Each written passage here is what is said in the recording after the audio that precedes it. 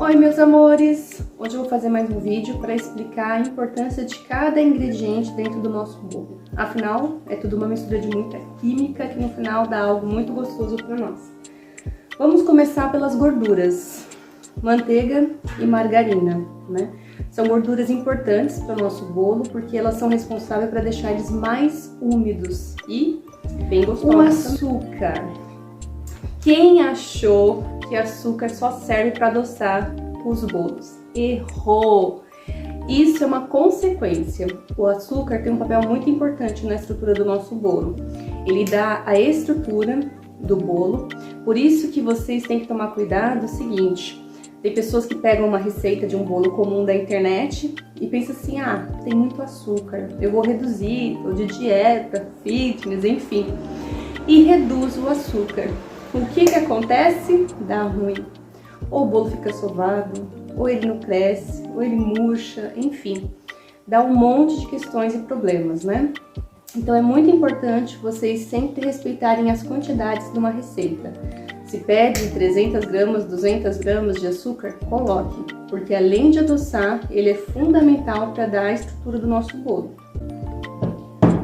O ovo, como o leite, também é uma proteína. Ele deixa também o nosso bolo mais fofinho e é fundamental. Uma coisa importante, vocês precisam pesar os ovos, porque a dona galinha não padronizou os ovos ainda. Então a gente tem ovo pequeno, ovo médio, ovo grande, e cada um com a sua gramatura, com o seu peso. Então numa receita, criem o hábito sempre de pesar os ovos, né? Se a receita pede gema separada de clara, pesa, faça tudo direitinho. Não pegue uma receita da internet e queira da sua cabeça fazer diferente, porque não vai dar certo. Aí você estraga os ingredientes, né? Bom, vamos falar sobre o trigo. O trigo é muito importante. Eu vejo muitas pessoas fazendo bolo, colocando o trigo na batedeira e manda ver. Isso não vai dar certo, gente. O bolo fica sovado, fica pesado, porque solta o glúten. Então, eu faço assim. Faço meu bolo, o trigo é um dos últimos ingredientes que eu coloco. E eu, particularmente, não coloco na batedeira. Eu vou acrescentando delicadamente, levemente, com o fouet no bolo, né? Porque se eu bater muito na batedeira, solta o glúten e aí o bolo vai ficar super pesado, sovado, isso não é legal.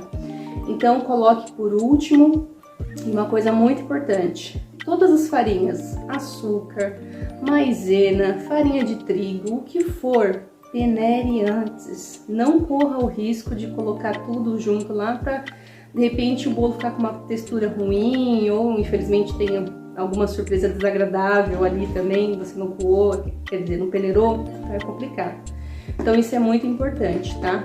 E coloque por último e mexe delicadamente com o fouet até integrar e a massa ficar totalmente homogênea. Talvez você se pergunte, mas Sara, em que momento eu coloco a clara em neve? Porque tem receita que pede, separe as gemas das claras, bata primeiro as claras em neve. Em que momento você vai fazer isso? No final também. Então depois que eu mexi delicadamente o trigo, eu coloco as claras e também mexo delicadamente até ela incorporar. E o fermento também é o último a entrar.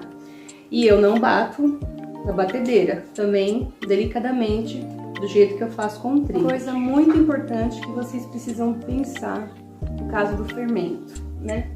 Tem pessoas que têm um forno pequenininho e às vezes tem que dobrar a receita, né? Fazer uma, duas. E aí, de repente, não dá para colocar tudo de uma vez no forno para poder assar.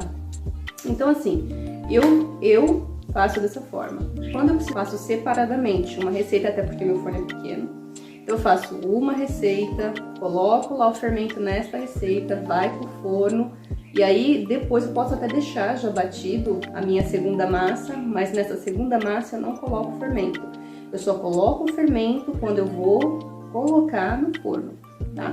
Outras coisas, assim, eu vejo pessoas fazendo isso, mas aí a pessoa fala assim, ah, você dobra a receita, bate tudo junto, põe o fermento, metade você assa e a outra metade você põe na geladeira, porque aí enquanto o seu bolo assa no forno, o fermento está congelado, parado, assim não acontece, na geladeira, e aí depois você assa normalmente que dá tudo certo. Gente, eu já vi isso não dá certo. Então, assim, eu sou uma pessoa assim, eu prefiro não correr o risco, né? Eu prefiro fazer um de cada vez e só coloco o fermento quando realmente eu vou colocar a massa no forno.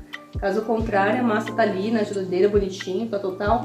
Ah, vou colocar agora no forno. Aí eu coloco o fermento, mexo levemente até integrar tudo bonitinho, aí sim vai pro forno. Então, fica a dica e lembre-se, esse é o jeito que eu faço, mas você é livre para fazer do jeito que você desejar. Mas fica a dica e os macetes que eu tô passando pra você nesse vídeo. Se cuidar!